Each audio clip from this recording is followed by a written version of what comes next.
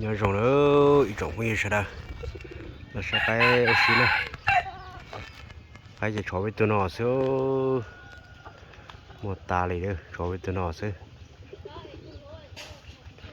tụi nó tụi cái là lo buổi cho với kia tụi này để chúng tụi vui nữa chỉ như là nó chơi chồng đi nữa tụi nó là phải ngã lò nữa tụi đó nó phải ngã lò con chết đau này chết đi đâu con chết đau này tụi nó của tụi cái mò chết nè cái mò chết tụi nó còn ngã lò đấy còn ngã lò đấy tụi nó của tụi potassium này tụi nó có giờ tụi nó mò chết tụi nó thế tụi nó đi ra nè cái mò xíจะตักวางนะตักขัดตัวนะ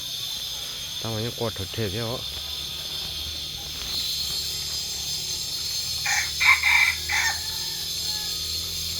ไอ้สักการสิเด้อกินก็กินก็เลย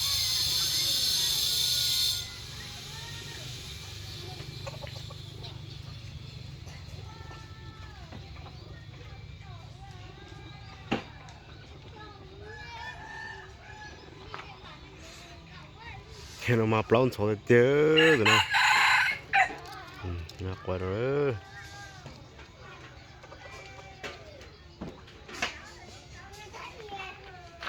chả chi cháu cho dễ chả nè,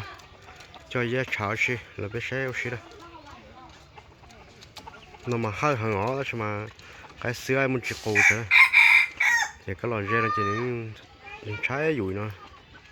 cái này chỉ khá bán nó nè, tại bán nó tàn nè. Cho nên nó sẽ hai tụi nó mà chỉnh trang từ điếu tụi nó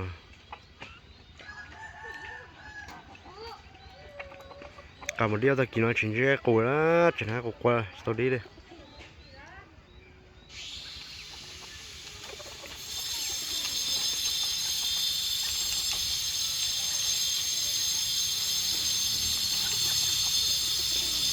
cho hai cổ thôi tụi nó các tụi giờ cho hai cổ thôi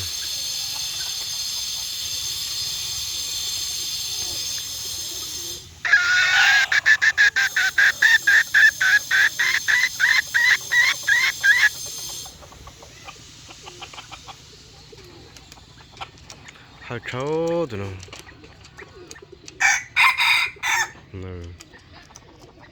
mà hơi tiêu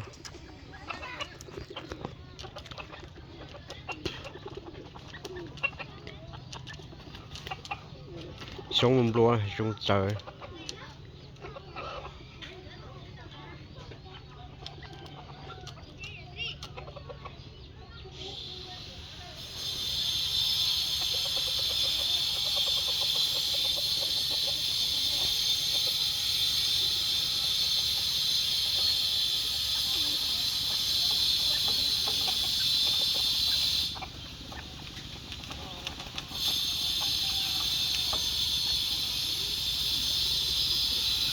nọn hổ bây giờ rất chả thôi bây giờ rất chảo xí sai xí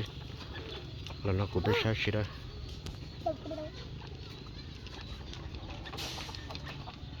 rồi chỉ hơi cái plơi nó ngã mà hơi tiêu đó nhưng mà tao cá xía này mà nó cái chỉ là sao kia mà nó dùng nó để xưa nhưng chỉ khá lắm từ để cá xía này chỉ có cái tiêu mà nó chỉ sang này cá xía này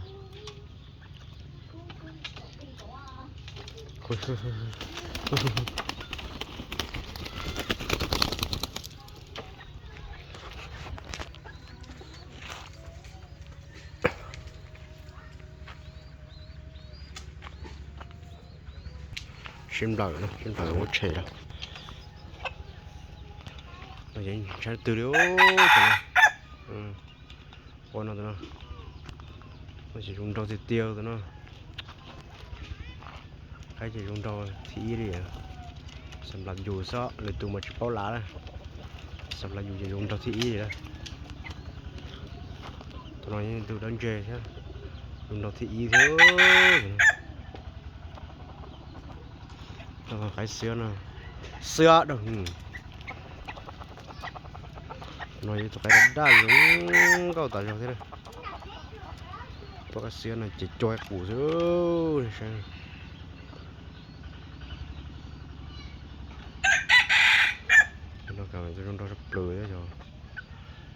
cái sữa nó sữa đồng chỉ đấy có này cái củ đi củ